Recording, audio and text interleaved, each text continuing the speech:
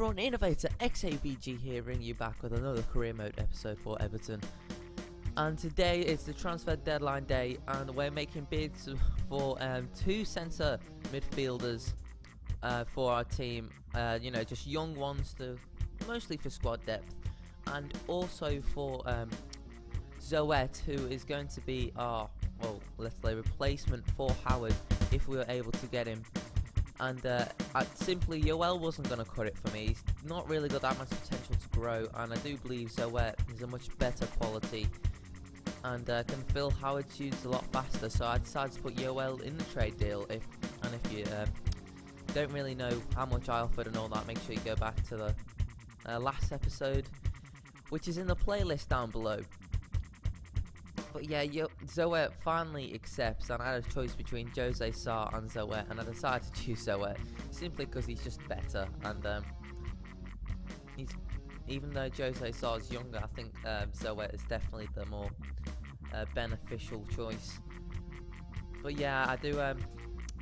Make sure you go check out the previous two episodes. I think we played games against Leicester, Arsenal, and Chelsea. And so far, we're doing really well in this career mode. I'm just bringing in that youth, the two essential attacking midfielders, and also loaning out a few players, which we're not going to use. And that pretty much ended the day. We made 3 signings. How many signings in total? I think 6 signings in total, I'm pretty sure. There was Gale, Dwight Gale, that is, Moore, Clemens, and the 3 we made on deadline day, Zoet. Who else was it? Zoet, and the 2 central midfielders, if I can speak properly. We're going in this game against West Brom. We're pretty much the form team of the Premier League at the moment. We drew against Chelsea and we beat Arsenal 2-0 quite convincingly, and also Leicester on the first day 3-1. And I decided to play Eto as cam.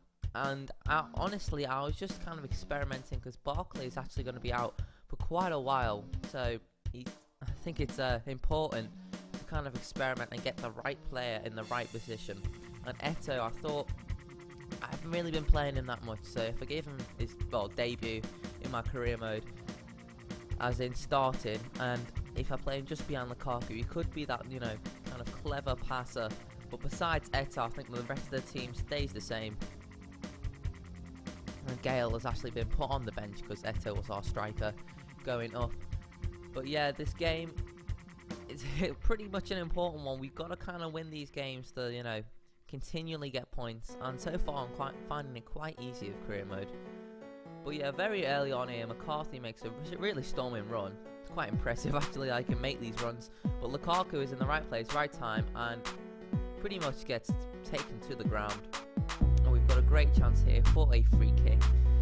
And I've been trying to practice my free kicks, but every time I go on this career mode and start taking a free kick, I just completely screw it up. And even though I've practiced, I've got Leighton Baines on the ball, probably one of the best free kick takers in the Premier League. It's getting closer, but it's still not getting there. And that's one asset I want to really do work on, is free kicks. You can see it looked a lot closer than the actual normal motion. But nonetheless, Sessignon is on the ball and provides a really nice pass to Eder, the new striker West Brom have acquired. And what a goal that is. I must say, when I saw it in real time, I was absolutely shocked and impressed. But yeah, I don't think it's the Portuguese Eder, because no, it doesn't really look like him.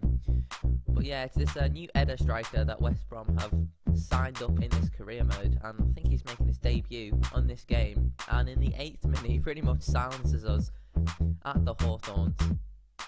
And you can see Jagielka's not quick enough to kind of take him on his weaker foot. And even though he's falling away, Howard is not able to stop that. And I know it's one top quality shot, which I must admit, you can see them, and you just got to get on with the game because there's nothing really you can do about that. But yeah, we are down 1-0, and we tried to get back in the game.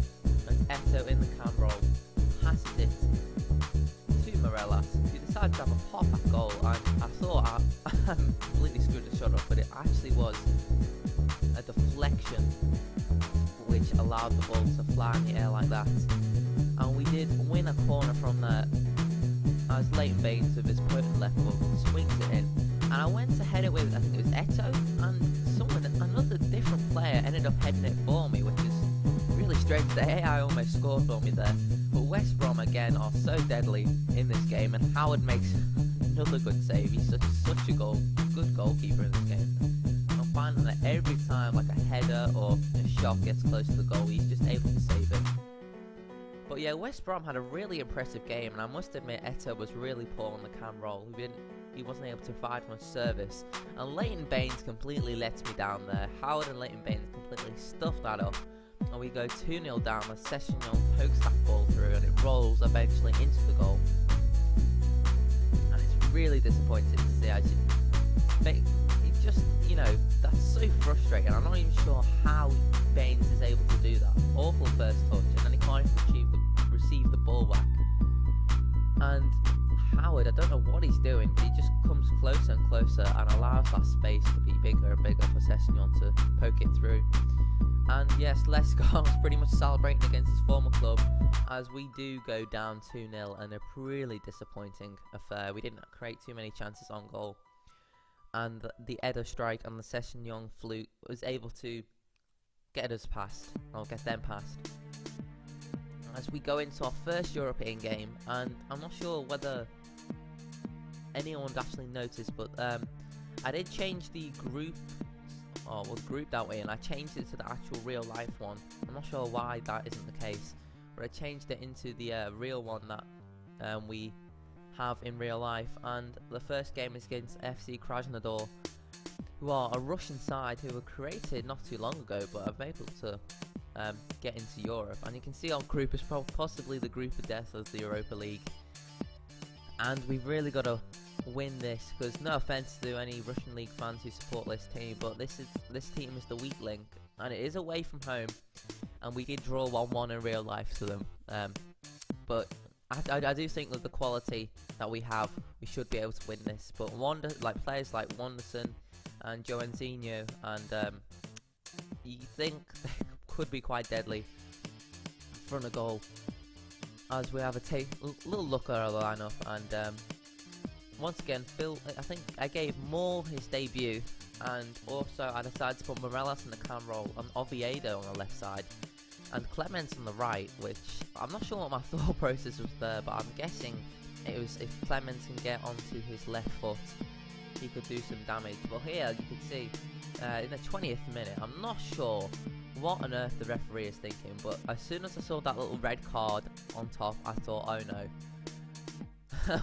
Luke Moore on his debut takes Wanderson down as he's having a shot, and I don't know why the referee's done this, but he's given him a red card, and that is so frustrating. As soon as that I knew we were going to be in the back for the whole game, and he hardly touches him. He got a legitimate attempt to block the shot, literally just touches his foot, and Wanderson goes down like a feather, and we are literally already in dire straits as I decide to put our new signing sorry, from I'm not sure actually why he is from Betis. He's supposed to be on loan from Betis from Chelsea, but either way, Wanderson does punish us for that mistake, and already we're a man down and a goal down against this Russian opposition, and it was going to make things very difficult for us as Wanderson sloughed that free kick in. And I got pretty frustrated, because if you have a look at the replay, our wall didn't jump too high, and if we would have, I don't know, just put that extra effort in, I'm sure they would have able to block that free kick from going in. But it's a really precise free kick, something I need to invest in. But Besic makes a really nice run here. Mehmet Besic plays for Bosnia, and it ends up going to Morelos. A really nice passing play, and an absolute beauty of a cross finds Lukaku, and there's no way he's missing that. And pretty much straight from the goal, Lukaku is able to give us our first Europa League goal of the season, and pretty much one that we really deserved, because that play was just fantastic. Just no errors in that play, and there's nothing the Russian side could do about it. It's a beautiful cross, and the two Belgians link up perfectly for our goal, and we are back into the game 1-1 despite being a man down. And although we do get that vital goal. Jagielka has to make a really crucial block in for Tim Howard, because I don't think Tim Howard is going to get to that shot. And I saw that flag and I thought it was offside, and I got a little bit lax and lazy in my defence. But I must admit, Krasnodar did create the majority of the chances, and I'm not sure how that didn't go in from Anderson. Should have made it his double, and either that, I mean, he's on the floor. But yeah, we really were lucky to go in half time, drawing 1-1.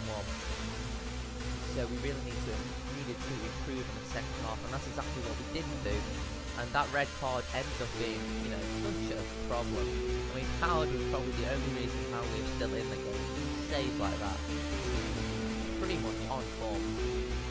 But yeah, we do try and, great attack on the counter attack. And Lukaku is able to have a great chance, another great pass, this time from Coleman. And you can see he's not really putting up effort into the shot there, Lukaku, which is quite a shame. We've started to get our way back into the game, and unfortunate there for Morelos. He's not able to get that shot on target. He's just falling away a bit too much. But yeah, no, Krasnodar do end up getting back into the game after all of the spell, and can't really stop. Can't really stop that, but we're so lucky right now to be 1-1. I mean, I don't know how we missed that. And yeah, but however, Fiorentina is able to hit a really nice shot in the end, because it just rebounded off Howard. And I'm not sure how, I think it might have been Coleman. He's not able to head that away, and Addy, who actually scored against us in real life, is able to give Krasnodar the lead in this game as well. And they really should be jumping higher, and that just so frustrates me so much. Good defending carries on. And look at this all-out attack. It's Jagielka. He makes probably one of the worst mistakes. And Howard is not really fast enough to react to the shot from the Brazilian winger. And we go down 3-1 end of game. And that is just so frustrating to see. Jagielka pretty much, I don't know what on earth he's doing, but he runs too far, and he's obviously not fast enough down 3-1 against the group's weakest team, and that is not a good sign for our Europa League ambitions or this episode, to be quite frank. And it kind of poses the question whether we made the right signings. I mean, I think we focused a bit too much on squad depth rather than bringing in that one key player. But you never know, it'll probably work out in the end, hopefully for us. But my question of the day is whether we should play the Capital One Cup games or the League Cup games, which, are, it's not necessarily a thing we should win, but it's my question for you guys, and I hope you have a great day. So I'll see you guys later.